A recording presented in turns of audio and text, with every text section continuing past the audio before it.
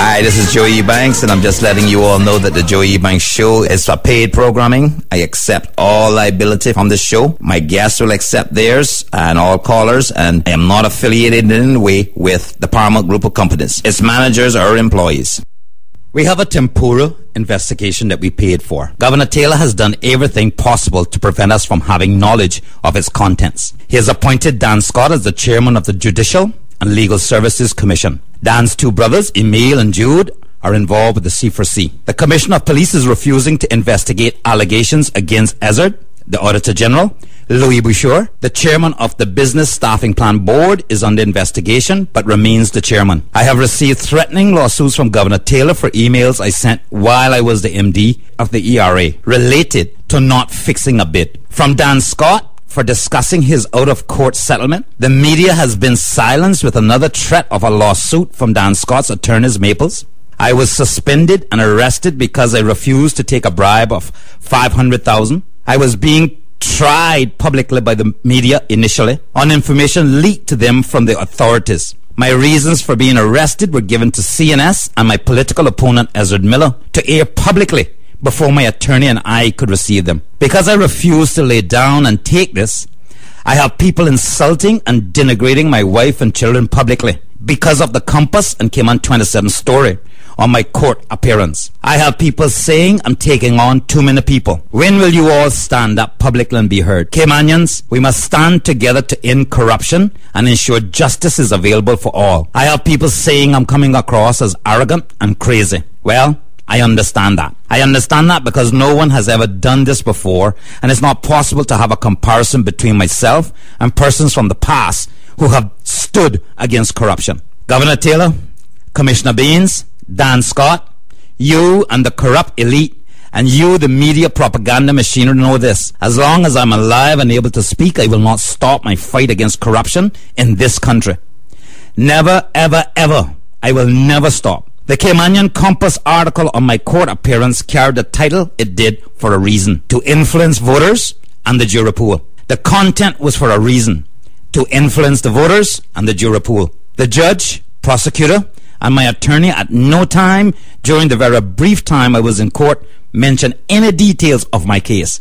Not once. The discussion was purely about the technicalities of my case as it relates to which court it should be heard in.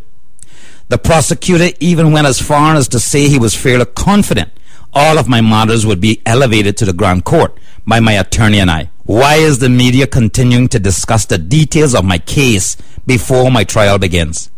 Not just for me, for all persons accused. This must end. We live in a small society with a small jury pool. Why should I remain silent while the Compass, Cayman 27, and other media act consistently to ensure all of the potential jurors form the opinion I'm guilty before I'm summoned before the courts for trial? To do what they did the last time and influence the voters of Northside. How can I select an impartial jury now? Each and every person who has said I'm guilty proves me right. Once I have had my trial and my innocence proven, it is my intention to sue. I will use the awarded funds from that lawsuit to sue every single media house who has assisted in the damaging of my name once again. I will take every penny and pursue civil actions until the entire amount has been spent. I will win. So the media houses had better commence a sunk fund to defend themselves and their reporters. Yes, reporters too. Not just the media house. The persons working for them too. We need to ensure that we enshrine in our Constitution the necessary protection for the media to report without the influence of the corrupt elite. And we need supporting laws to jail journalists who act to destabilize this country with lies. When I ran in the 2009 election, the same thing was done. 2 days before the elections, the Caymanian Compass, whose editor is from Northside and whose husband was Ezra's business partner, ran a front page damaging article on me to influence the voters. 2 days before the election. It worked. It worked then. Northside people, please don't let it happen again. Please give me the benefit of the doubt this time. Please, Northside. Once I had lost, I was set free. Set free. It was determined that no illegal act was committed after my appearance before the Public Accounts Committee, chaired by Ezard Miller himself. Why was Dan Duguay, the Auditor General at the time, Contract not renewed following my appearance before the Public Accounts Committee. Why did the Caymanian Compass journalist Brent Fuller accuse me of wrongdoing when I reported to the Complaints Commissioner the legal issues surrounding the Bosses Beach project? Issues that occurred before I was an employee. Why is it that after Brent Fuller has been banned from our parliament, he remains in our country? Why was I put on public trial by the Caymanian Compass and other media in 2009? I'm a Caymanian man who has in the past, who does so now, and will do until I die, refuse to be pushed and bought by the corrupt elite. This is my country, the only one I have. Anyone who refuses to support my right to justice, who does not believe I have a right to be treated as innocent and given a fair trial as a result of their preferred candidate or candidates, those people have a preference to allow corruption and anti-democratic processes to occur rather than defend justice and democracy. I have never asked anyone to publicly defend my innocence. My attorney and I are more than capable of doing that, provided we can have a fair trial and the actions to poison the jury pool stops. These are actions by Ezzard, Governor Taylor, and the Commissioner of the RCIP. There is no way that the leadership of the RCIP should not be held accountable for Ezzard getting my police file and reading it publicly on his radio show before my attorney and I were allowed a copy. Strange, isn't it? How we demand Caymanian leaders be held accountable for their actions and the actions of the people who work for them. And yet we make excuses for the likes of Taylor and Baines. Why? I can assure you, this is one Caymanian who will not simply stand by silently while these three attack him. If he ever shot at me, I'm striking back twice. For the record, I am fighting against corruption for the good of my country, for the next generation. No one can or will deter me from my objectives. I no longer care about what the Compass or Cayman 27 or any other media has to say about me and my case. I have all the evidence I need to not only successfully defend myself, but to also end the corruption of the corrupt elite. I will have my independent investigations. What every person in this country needs to do is this. Ask yourself how much of what I've said you heard before, knew about, or suspected. Look at the evidence I have posted on my Facebook page and handed out at my campaign launch. Where have I not been truthful? Why? With the high level of unemployment in this country today, you, the Caymanian people, are not demanding that Ezzard be charged for attempting to bring in hundreds of Cubans to work at the Ritz. Why not demand charges be brought against him for official corruption,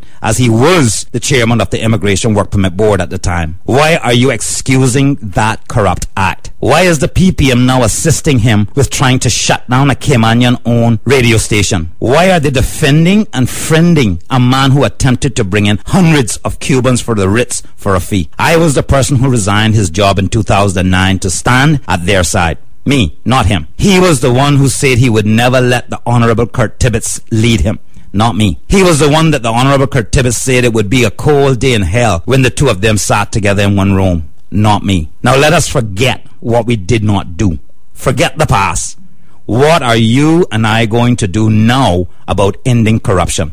More importantly, what are you willing to do to prevent it from happening again? To someone else? To you?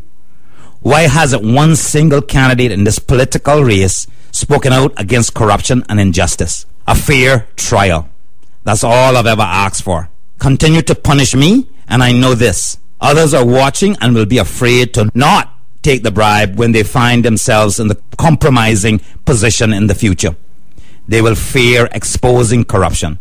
The corrupt elite will not stop unless we stop them. My family is stronger than you think, but I will not do what I did when Ezzard called my mother and my dead grandmother prostitutes in the last election. Every candidate is responsible for what's said from their platform. Everyone. It's our responsibility as candidates to ensure the conduct of the statements made there. So Ezzard is responsible. Let's not make excuses for that big baby. To the Rankin family, who allowed me to purchase time on their radio station, Vibe, to defend myself, thank you, and may God continue to bless each and every one of you. To those Caymanians who believe in me, those who believe in what I believe, those who refuse to accept these injustices made against me, I say thank you. Thank you for wanting me to have the right to justice and democracy. Thank you for your waves in public and prayers. That's what's allowing me the peace of mind to fight on. Thank you for not making me fight this fight alone. I will not be made to feel ashamed for refusing to accept a bribe. I will not be broken. I am not afraid. Many have warned me that an attempt or attempts will be made on my life as I continue to pursue the end of corruption. To that I say, God's will be done. Death is inevitable. It will come to us all. I cannot think of a more worthwhile cause to die for than defending myself and fighting corruption in my country. I do not want to die. I love life even now. Even with all that I'm going through, I consider life to be very precious. I love my family and my country. I am not afraid, nor should you be. Together, we can make a difference. God bless you all. You know, ladies and gentlemen, most people think that this corruption of the corrupt elite that I'm speaking to and have been speaking about for the last couple of weeks is all new and elite. It's never happened before.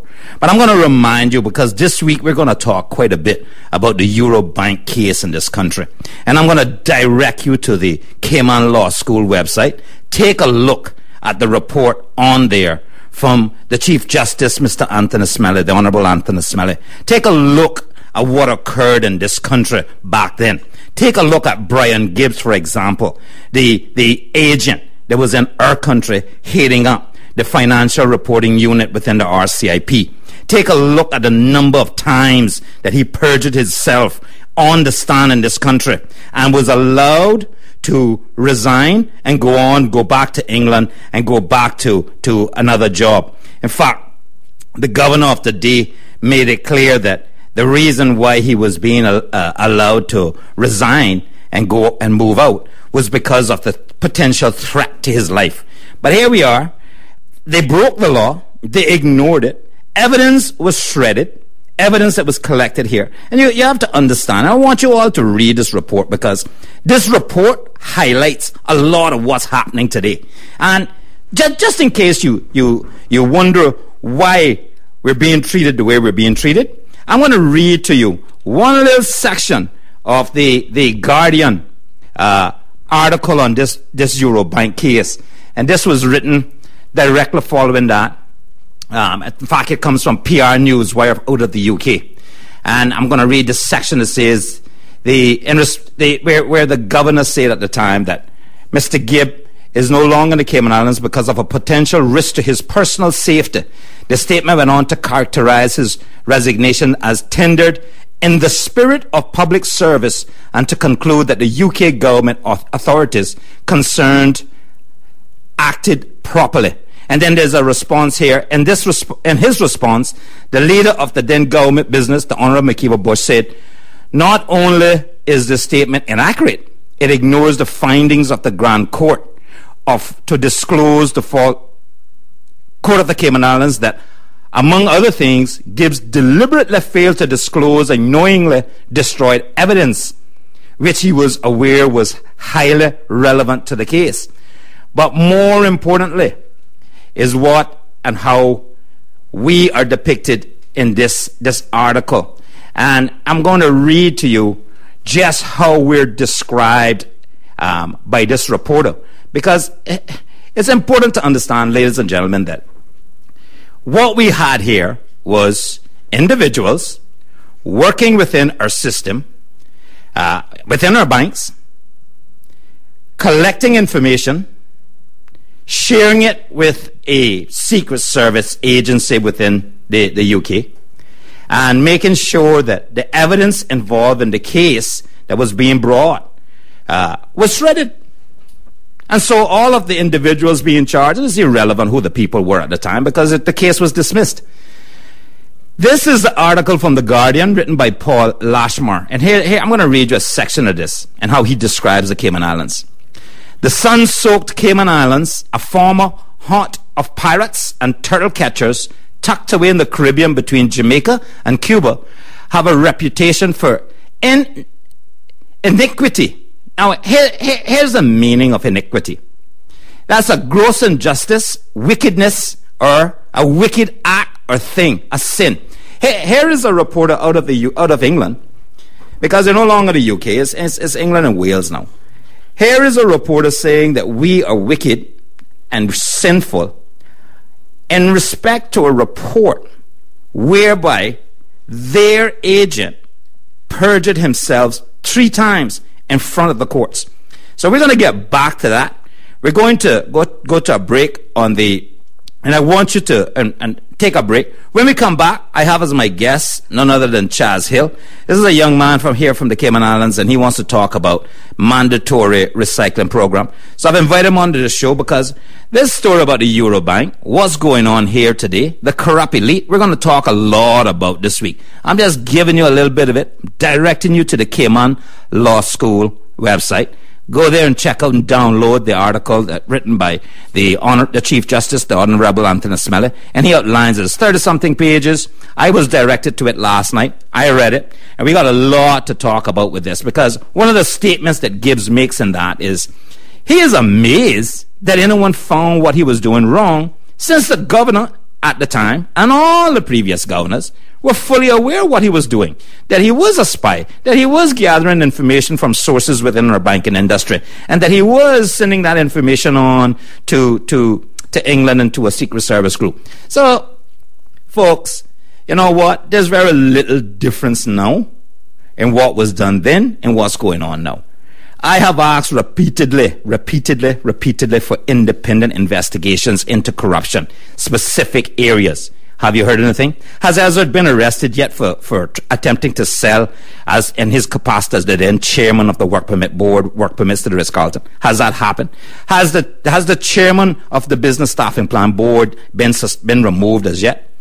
Has the commissioner been suspended based upon all of these lawsuits that are coming headed to the wards of RCIP and the accusation made of corruption against him by the governor? Has this occurred? Is this going to be another Eurobank case? How is the Eurobank case, the information gathered there, that missing evidence tied to the Tempura report, and who was the evidence against in the Tempura report, that it can't be released in this country to the citizens who paid for it? Why did Governor Taylor go to such extremes to ensure we never got to see the content of that? Who is being protected? Those are the answers, and that's some of the stuff we're going to talk about this week. But right now, we're going to go to a break. When we come back, I'm going to introduce my guest, who's none other than Chaz Hill, and we're going to have a nice chat. And I do invite you to call in. His number is 946-9898, 946-9898. We'll be right back. Hi, this is Joey Ebanks, and I'm just letting you all know. The United Democratic Party invites everyone to meet the candidates at the launch of the UDP Manifesto at the National Campaign Meeting at A.L. Thompson's parking lot, Wednesday at 7:30 p.m. UDP 2013, the better way forward. Paid for by the United Democratic Party. For more information, please contact the UDP headquarters at 943-3338. Paid for by the United Democratic Party. Nectar Nightclub is open earlier for private functions only. Now open from 10 till 3, Monday through Thursday, and from 8 till 3 on Friday. Saturday and Sundays, 8 p.m. till 12 midnight. Monday is Ladies' Night from 10 till midnight with $3 beers, $3 shots of Jose Cuervo, and $5 on any mixed drink. Y les recuerdo, hoy lunes, Noche de Damas en Nectar Nightclub. A partir de las 10 de la noche hasta las 3 de la mañana. Nectar Nightclub. Oh yes, it's ladies' night, and the feeling's right. Oh yes, it's ladies' night, oh what a night. Spring is in the air and on the water. When you're looking to get the best from your boat after waiting all winter to get back in the water, check out the experts at Tech Marine, professionally certified and experienced in marine, engine, and boat technology with years of experience. Working with Mercury Outboards, Mercruiser, Yamaha, Suzuki, Honda, Johnson Evinrude, and Volvo Pentagas engines. Need to tune up, repair, or install anything mechanical, electrical, or hydraulic? Call Tech Marine, utilizing state-of-the-art computer diagnostics for mechanical and electronic repair and installation. Call today at 936-5000. Tech Marine takes the guesswork out of boat repair. Dockside service available at your home. Me have money in my pocket, so I feel nice. No borrow girl clothes in a real life. Dancehall Patrons. It's all about Kirky alongside Champions Promotion presents a round robin called Fashion Night Out. I know say right at Club Elements, yeah. On the 22nd of April 2013. Red Diamond in the building, Slaughter Rich. Hey, Mr. The Dancer, sell off, Renegade, I got it. Everybody have to roll out, done. The event is sponsored by Ready Mix Concrete, Willie's School Spot, Red Gate Garage, Street You. Me have money in my pocket, so I feel nice. No borrow girl clothes in a real life. Nah, sponge for that boy where you... Classic muscle car, old timer. Yeah, check out those lines. Those are nice. Well, what are you eating? Is that KFC original recipe? Come on, man. Get with the bites. Classic or modern, there's nothing like KFC's original recipe bites. Juicy, tender pieces of chicken breast, hand-breaded in the Colonel's original blend. Times are changing. But the classics will always be good. So good. Try KFC Original Recipe Bites, Baytown Plaza, Shedden Road, in the Strand. KFC, so good. Nothing is off the table. It's the Joey Ebanks Show on 5SM. Welcome back to the Joey Ebanks Show, ladies and gentlemen, right here on Vibe 98.9 FM. As I said before the break, I have with me as my guest a gentleman by the name of Chaz Hill.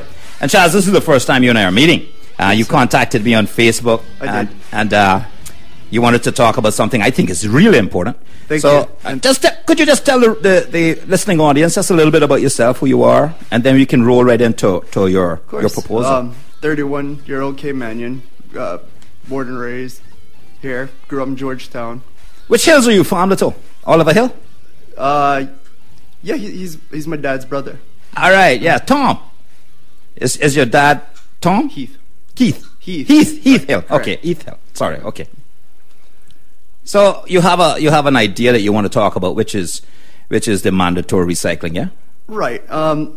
Actually, a lot of my research was based off of the Cardinal Enix report that was pushed out for the new landfill site and waste to energy management facility. Okay, so you pulled it right off of the new proposal that is being debated now in Bordentown. Unfortunately, it's hard to find any information other than that. Okay. Basically, we have a problem, and the problem is if we think that we can take garbage and throw it in a hole in the ground and it's going to go away, we have a problem. We have a problem, yes. Not the Cayman Islands government, not everybody is part of this.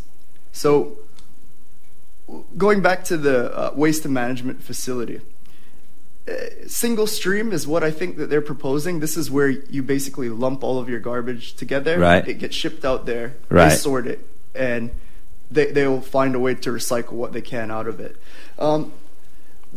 That works very well in countries like Canada and the United States, where there's taxpayer money basically to could you just get a little closer to the mic? Just pull it down, yeah. Just get comfortable. As I was saying, that works very well in high tax countries like the United States and Canada, where you can actually pay to manage a facility like that. And the volume is higher too. Okay. What I'm basically proposing is that we go to a mandatory recycling program. And this is where the Cayman Islands government would basically say, we are no longer taking these items in the regular garbage collection bins. But only for commercial, not for residents at the time. Commercial. I think we should begin with commercial properties and multifamily homes. So this would be condominiums. This would be apartments. Basically, you can target an offender this way. Right. If there's a business that's breaking the law, you can fine them. If it's a condominium or an apartment complex, you can basically go after the strata. Right. You also set these entities up to make sure that they're following the law. And education should basically trickle down, because you're going to go to work someplace, and then you're going to learn to recycle. Yeah. Hopefully you're going to go home and do the same thing, right? So based on some of the information in this report, it says commercial waste is 38% of our garbage. Wow. Residential waste, 15%. Food waste, 0.17%. Wow. I mean, it's amazing. So filling the landfill with items that will never decompose, bottles, it just doesn't, it's illogical to do this. Yeah. We know that you can take these items and create aggregate, cull it for gardens, and it's something that can be used. One of our major problems with recycling is that we don't have the primary market to put the items back into. So what we would then have to do is create a market. Construction materials, 10.3% of the dump. we all know that you can basically take cement, break it back down, clean it up, and it's cement. Yeah. So why are we sticking it in a big hole in the ground, expecting it to go away? Yeah. Yeah. So and we could the current facility is recycling. I know when I go to the landfill now, aluminum cans. Right. They'll let you sort it when you're taking it off your truck. Like when I clean up my yard, your leaves go one way, your lumber materials go another way, the metals go another, so that they're able to get us the free labor to sort it, which is okay. And they're now making money on this. Right. So with your proposals, those commercial entities that buy into this, who are made to recycle, could be starting to sell and make money on their trash. Right now, they're just costing us money to get rid of it and environmental damage. But more importantly, they could begin to see a little return on the stuff that they're dumping, and they're being environmental friendly. San Francisco has a landfill diversion policy that's reached 80%. Wow. They said that they've seen like a 10% increase in jobs directly from recycling. I know this is something I've been interested in a long time, and I actually have a quote here for glass aggregate systems. A 1 ton an hour hopper costs $10,000. Okay. It's just, yeah. I mean, if we could find a way to make sure that these items are being taken to the proper place, it's not trash anymore. That's right. It's a resource that we can use to our benefit. Yeah. So in a lot of ways, I think we have to rethink what we're doing here. We have to see how illogical it is that we're doing. Yes. Yeah, we've spent the last 50 years sprinting. And now we've stopped. We've come to the pause. And now we're trying to plan what direction we're going to take. And before we get out there and start that sprint again with that economic growth and that burst, we need to set some of this infrastructure in place. This has to be in place. We can't take off on another sprint dumping into another landfill. I totally agree with you. And some of this, it gives us a return.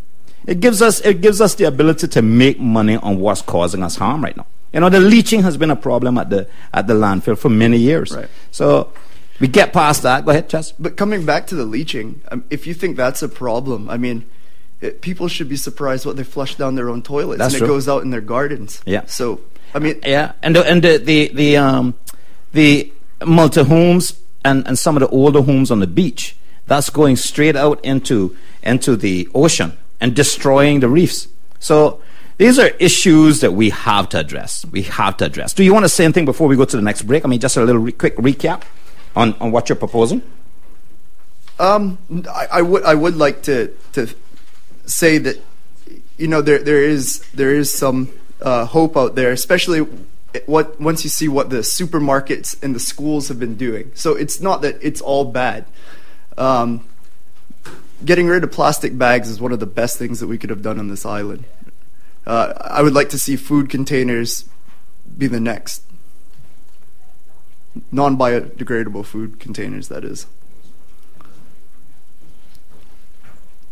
I totally agree, because Foster's has done quite a bit, even with their crates. Right. They repackage them, the cardboard boxes. They're actually packaging those and shipping those back off island. Like you said, the plastic bags no longer exist. They're being replaced with those. It's plant cellulose. Yes. And we need to add to it and build on it. So things that this is one of the things that I keep saying, is that a lot of this change is going to have to be driven by the youth in this country. Right. The youth in this country needs to start stepping up now and start demanding certain policies occur. And I'm happy that you're stepping up and you're saying, here's one area that we have to address. And you're, the way you're saying it, I truly appreciate too. You're saying, look, we can't keep just dumping this stuff in our hole. So more and more youth need to step up so that we can address this problem. I know that we're going to be moving into like a tariff code system soon. So when you bring in goods, the duty will be set based on like a predetermined code. I had the idea as well as we do the same thing to look at life cycle of items. Yeah. So the government says, yeah, we want you to bring these things in because we make money on it when you do it. But what is the life cycle of that item? Is the money the government earns, is it wasted in the end because it's in a landfill? So I think government can drop duty on items that should be biodegradable. They can directly influence the way people buy based purely on price. Yes, we can. Yeah, I mean, the thing is that, you need a government that's going to work. You can't get elected and then run around for 4 years, doing absolutely nothing. You have to work every day. So the other areas, tariffs can be adjusted any way you want them. They can be seasonal, so that what we get is those seasonal tariffs for farmers. For example, we import $100 million a year in food, and those farmers can be protected with seasonal tariffs, where we increase it when they're yielding their crop, so that it's a deterrent to importing, so that they can make money and sell their product, because these are perishables. Completely agree. We have to push for our own food growth. I mean, it only makes sense. It only makes sense, yeah. And greenhouse farming works. So we're going to go to a break. When we come back, don't forget, we'll take your calls, 946-9898, 946-9898. Give us a call. Let's have a chat. We can talk about anything you want. Nothing's off the table. Welcome back, ladies and gentlemen. This is the Joey Ebanks radio show right here on Vibe 98.9 FM. And we just had in the studio a young man by the name of Charles Hill talking about the need for mandatory recycling. And it's a great idea. It's great to see young people taking a position on an issue and offering a solution. And that's what the youth of this country needs to do. The youth in this country needs to understand that nothing has changed anywhere in the world without them, the youth in that area, making that change. We're going to go straight to the phone lines. Hello, caller, you're on there. Thank you for your call. Hey, good afternoon. What's happening? Good, man, good. Joey, it's Bing. Hi, Bing. How are you? Good. Thank you for your call. Yeah, no problem, man. Joey, let me say a couple of things to you, bro. First of all, I sympathize with all the troubles that you're having, you and your family. I know it's putting you guys under a lot of stress. And I want to say something to you for everybody to hear. You and I have known each other for a very, very long time, have we not? Yes, we have. From the days when your mother was working at Wholesome Bakery. Correct. And we used to go by there to see her, and she would serve us those little cookies that were cut in slices. Yes. And then she would, give us, not give us, but she would serve us the milkshakes, they went together so well. Yeah. And the days that you weren't there to play soccer with us, well, everybody asked about you. Where's Joey? How's Joey doing this and that? Joey, I want to say something to you, man. I want to thank you. I want to thank you for being one of the people that sticks out the clearest in my mind. Every time that I see you, I get the same greeting, the same friendly, genuine greeting. I just want to say to you as your friend, thank you for that. Thank you for your call, Ben. I really appreciate this call. Thank you very, very much. I want to say this to you. It's difficult for me to take sides with anybody right now, because you hear something, but until you have both versions of it, you're not really equipped with. Hello? Sorry, we lost the call. But I can assure you that a lot of people are listening to you, bro. All right. A lot of people are listening. Thank you. And this started out with me. All I really wanted was a fair trial. That's all. That's all you want. That's all I wanted. Man. I never asked for anything else. I said, that's fine. Anyone can accuse me of anything. Just let me get to court. They can produce their side. I'll produce mine, and I'll go home. But they decided to take it and make it political. And, that's cheating me of justice. My credit's going to run out, but I just want to say thank you for being a good friend to me. Okay? All right, thank you, Bing. Thank you very much for the call and being a good friend to me. Thank you. Bye-bye. All right, caller, people. I have to say thank you for that to that caller, and I have to also say that I'm getting more and more of that, and I really appreciate it. I really appreciate the support out there. I want to thank all you. We have another call on the line. Going straight to the phone lines. Joey, my friend, how you doing? Good. Thank you for your call. I just want to call you and congratulate you on your show. I think you're doing a great job. Okay, thank you. You had a young gentleman on there a little while back talking about recycling. Yes. I want to take my hat off to him.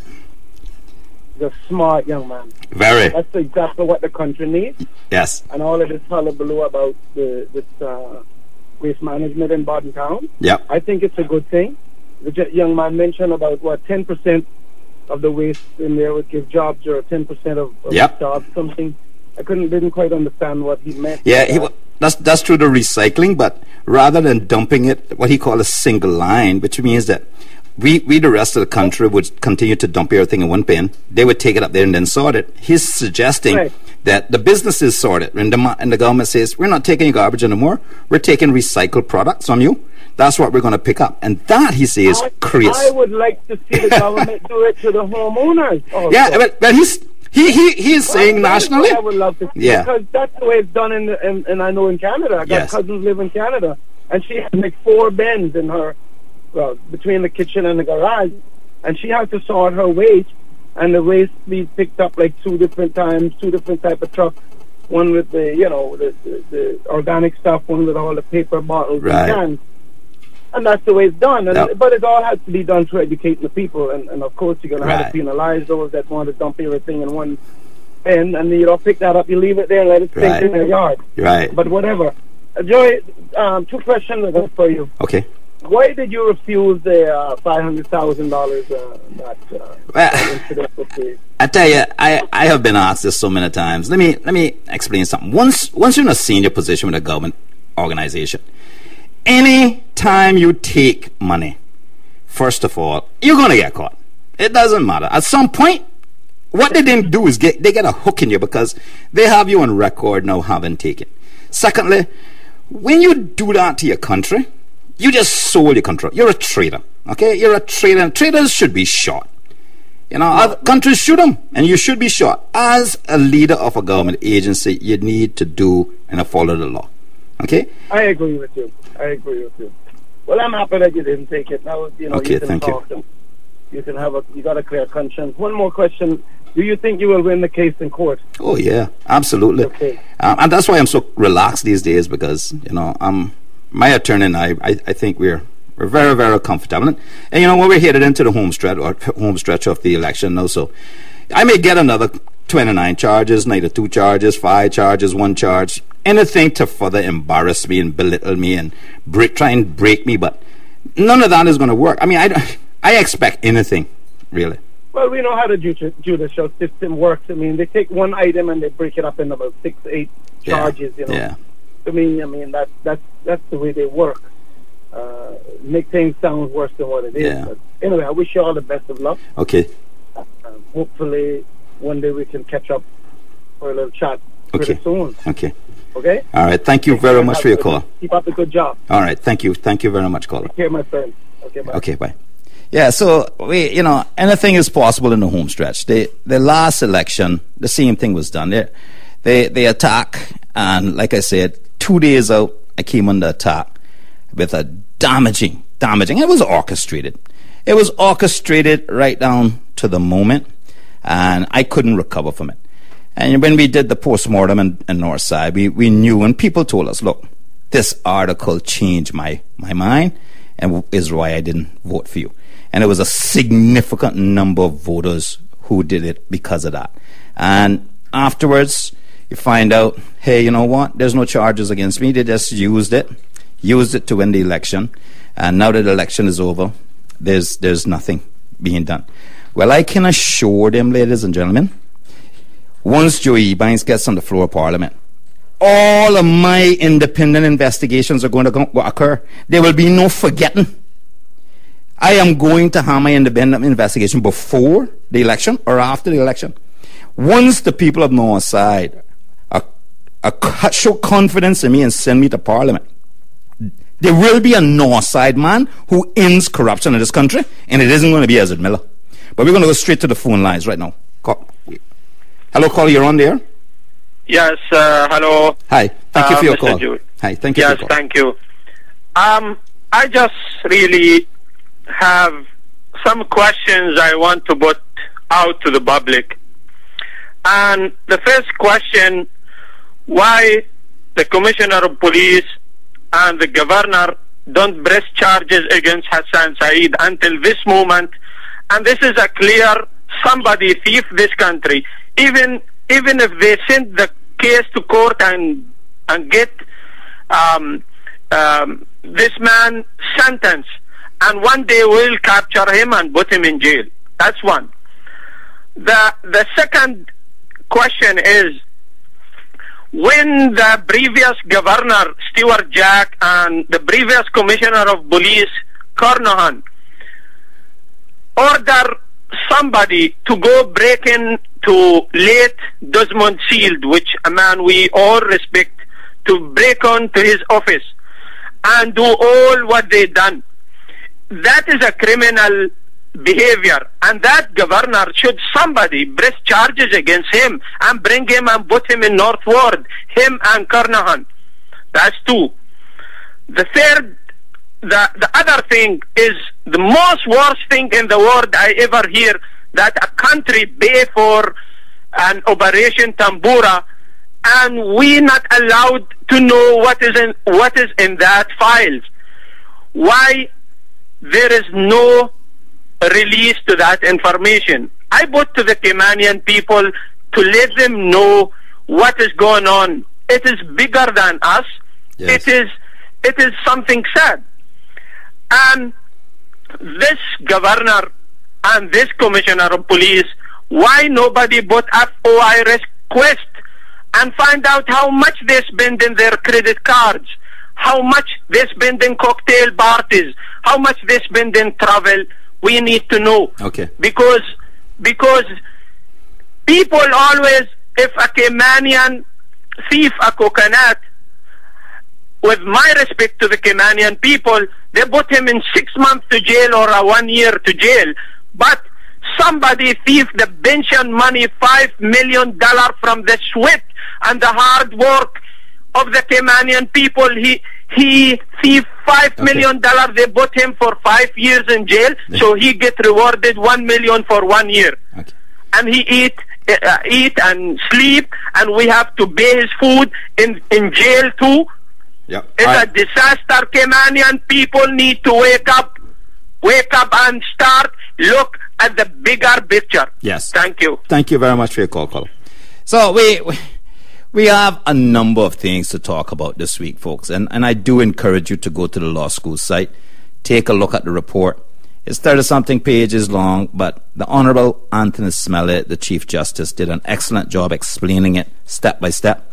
And you're going to see where W, which is one of the informants to Gibbs, who was reporting apparently to Ballantyne, and then that information was being sent to the agency, the UK agency at the time. We have another call on the phone. Let's go straight to the phone lines. Hello, caller, you're on there. Good afternoon, Joy. Good afternoon, sir. Thank you for your call. All right, let's talk. Let's talk. How many years does a government get to rule a country? For us, it's 4 years per term. Nice. Perfect example. They got 4 years in term, right? Right. Why all of a sudden, when it reach close to the elections, you have so many charges coming up? Help me out. Coming out against people. Yes. Yeah, it's part of the old. You know what I'm going to talk about as well this week when we talk about the Euro case is the connection between Dan Scott and Governor Taylor. Because there is a connection. And the connection between Dan Scott and the C4C. Because there is a connection. And their political strategy and what they plan. Go ahead, call us all. But people are very smart. Yes, very. We ain't fool. We ain't stupid. Caller, you know, one of the things that bothers me, and I have to bring this up since you reminded me of it. You know, we have this thing called treating now, where candidates can't give away food, no drinks, and no entertainment. So you can't bring a band in and that sort of stuff anymore. And we argued about it, but everybody agreed, okay, treating was gone. Even though The Commissioner of Police turned around and tried to usurp the authority of Parliament and decide what it meant was, and agree that, we can have sandwiches and drinks. But here's the thing. We all agree there will be no treating, but yet we have these ads running by the C4C about who is going to get a fridge and who's going to get a toaster. Now, no one is doing this anymore. We all agree we're going to not do this. Maybe some people are out there still doing it. No, I'm certainly not doing it. Why would anyone want to run ads like that to rub the poor people's face in it? I mean, that's literally now making a fun of the poor people in this country and saying pretty much, ha, ha, ha, you can't get a toaster. I mean, how did they know that's what was going on? Were they participating in it that they know? And if they knew that was going on, why they didn't report it to the police? Okay. Your drive is against corruption, right? Absolutely. Hello? How do you plan to get rid of corruption? It has to be done through independent investigations that are made public, and the people have to help. And so the members has to do with the general public. I beg your pardon? It has to do with the general public. Yes, this is the people's country. First of all, we need an independent judiciary. No governor can be allowed to be in charge of this anymore. I believe that the best way for us to create that independence is to make sure that our Chief Justice, for the appeal from him, goes to the Privy Council in England. So we can move the appeals all the way there, but no governor should be in charge or having anything to say with these people. And certainly, there should not be any commission with someone, an accountant, sitting over a legal system and having our Chief Justice under him. That cannot occur. We need an independent judiciary that is allowed freedom to make decisions. Freedom, absolute and total independence. Then you take your independent corruption and you present the evidence. Then you take them to court and let them defend themselves. The people that I am saying I'm going to do this to have a right to justice too, just like me. But we cannot have an independent investigation if we don't have an independent judiciary. So the people have to stand up and shout and demand it as well. We have another call on the line. Let's go straight to the phone line. Hello, caller. Hi. Joe, good afternoon. Hi, thank you for your call. Yes, Joey. From last week, I've been trying to get in contact with you. Okay, sorry. I really enjoy your program and I appreciate it very much. Thank you. The college, ICCI, I'm a proud graduate of that institution. Okay. My wife also has been a proud graduate from that institution. Okay. And I think that minister needs to apologize to people who attended ICCI. He does, yeah. He needs to make an apology. He does. As a leader, he needs to understand that people are not children under him. We are big, responsible people, and he needs, as a leader, heading for government, to allow his light to shine so others can follow him. That's right. Joy, keep up the good work, and I'm praying that God will give you the victory. No weapon that is formed against you will prosper. Have a good evening. Okay, thank you very much, man. Thank you for your call, sir. So we know the thing is, ladies and gentlemen, that I can tell you, once a person is allowed to talk long enough, you're going to see their true colors. They talk about persons changing their stripes, but clearly that's not the case. I mean, this isn't the first of these statements by Ezra Miller as it relates to ICCI. He's made much, much worse derogatory remarks. I mean, his refusal to come and debate me because, as far as he's concerned, I'm a criminal. He's already convicted me. Okay, and the fact that he got my case, me and my attorney did not know what I was being investigated for or what I had been arrested for before Ezra knew. Ezra was able to go on the radio, read it out, and then we got it the next day. So this is the kind of corruption I'm talking about, and I'm saying that in itself is Governor Taylor and David Beans to be held responsible. The two of them. They're the leaders of RCIP, and leadership must hold their staff accountable and have control. Okay? You must have control. The fact that CNS could get this, the fact that Ezra could get this and use it as a political weapon is their end of this corruption and their involvement in our politics. And I'm telling you, ladies and gentlemen, before we wrap up the show, I want to make something very, very clear. One, Dan Scott and Governor Taylor were together when they selected this current Auditor General. Dan Scott sat on that panel along with Pastor Winston Rose. Pastor Winston Rose, the governor, and Dan Scott went through the selection process, and this current Auditor General was selected. Dan Scott went on to become the chairman of the Legal and Judiciary Commission. Pastor Rose went back to preaching and saving souls. Dan Scott continued to work closely with the governor because now he has the judiciary. And under him is the Honorable Chief Justice, the Honorable Sam Bulgin, the Attorney General, as well as the Solicitor General, who now falls under the Prosecution's Office. All the courts and everybody downstream from that falls under this commission. Okay? We have an accountant heading up our legal system now. That accountant is also the brother of Jude Scott, a candidate for C4C. He's also the brother of Emil Scott, who is also an executive member of the C4C.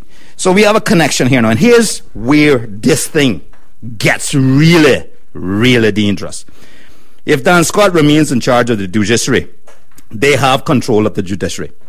If the C4C gets elected and all their candidates get elected and they get control, in fact, any member of the C4C that gets elected is likely to form some kind of coalition with somebody, except Joe Ebanks. I can assure you they won't form no coalition with Joe Ebanks. If they get control of Parliament, they will get control of Cabinet. They already have control of the judiciary.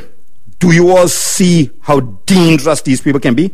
They will have Parliament, they will have Cabinet, and they will have, already in their paws, they have the judiciary. That means that they have the three legs of democracy.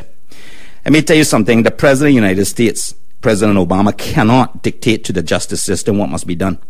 If he tried it, the American people would lynch him. Okay? They separate these in democracies to ensure that justice prevails. Let me tell you who had control of all three of these. Hitler and Mussolini. That's who had this kind of control. We cannot allow the C4C, who's running around here, painting themselves as these great white hopes and their honesty and all of the rest of it, and everybody else is a thief besides them, get this kind of power in this country. If you give it to them, you will never get it back. They will never ever relinquish it. You will never see the kind of democracy that you need in order to take it back. Every single other candidate in this country needs to go on attack on the C4C to make sure that we do not allow this group to get this kind of control in this country. They have the judicial system under Dan Scott. If we give them any candidates, they will get into Parliament. If they get into Parliament, get control there, they will get Cabinet. If they get Cabinet, they have the executive. That means they have the judiciary, the executive, and the legislative. And that gives them absolute power. They can do anything. There will be no one and nowhere for you to go and complain to. This is a serious thing, and this is one of the reasons why I'm in this race. And let me tell you, I'm going to close by saying this once again to the Northside people. It's going to take a Northside man to prevent this from happening. It's going to take a Northside man to stop corruption in this country. And that man is not Ezra Miller. You all, thank you all for joining me. Do have a good night. I will be back here tomorrow at 5. I have guests. You're going to enjoy them. And we're going to talk a little bit more about the Eurobank, Governor Taylor, Dan Scott, C4C, PPM, UDP, and everybody else as we head up through the week. So do join me. I'm looking forward to your calls. Thank you again. This has been great. This is the Joey Ebanks Radio Show on Vibe 98.9 FM. I don't want to be the premier. That's not my business. I don't want to rule or conquer anyone. I should like to help everyone if possible. Caymanian, Jamaican, English, American, Filipino, black men, white men, yellow men, all men. We all want to help one another. Human beings are like that. We want to live by each other's happiness, not by each other's misery. We don't want to hate and despise one another. In this country, there is room for all of us, and the economy is strong enough to provide for all of us. Our way of life can be free and beautiful, but we have lost our way. Greed has poisoned men's souls, has barricaded this country with hate, has sucked us into the misery and heartache. We have developed speed, but we have shut ourselves in. A financial industry that gives abundance has left us in want. Our knowledge has made us cynical, our cleverness hard and unkind. We think too much and feel too little. More than a financial industry, we need humanity. More than cleverness, we need kindness and gentleness. Without these qualities, life will become more violent, harder, and all will be lost. The web, radio, and the social media has brought us closer together. The very nature of these inventions cries out for the goodness in man, cries out for universal brotherhood, for the unity of us all. Through Facebook, my words can reach millions throughout the world. Millions of despairing men, women, and little children, victims of a system that makes men torture and imprison innocent people. To those who can hear me, I say, do not despair. The misery that is now upon us is but the passing of greed, the bitterness of men who fear the way of human progress. The hate of men will pass, and dictators will die, and the power they took from the people will return to the people. And so long as men die, liberty will never perish. RCIP, don't give yourself to brutes, men who despise you and enslave you, who regiment your lives, tell you what to do, what to think, and what to feel, who drill you, diet you, treat you like cattle, use you as fodder. Don't give yourself to these unnatural men, machine men, with machine minds and machine hearts. You are not machines. You are not cattle. You are men and women. You have a love of humanity in your hearts. You don't hate. Only the unloved hate. The unloved and the unnatural. Political candidates, don't fight for slavery. Fight for liberty. Fight to liberate the Caymanian people from economic despair. In the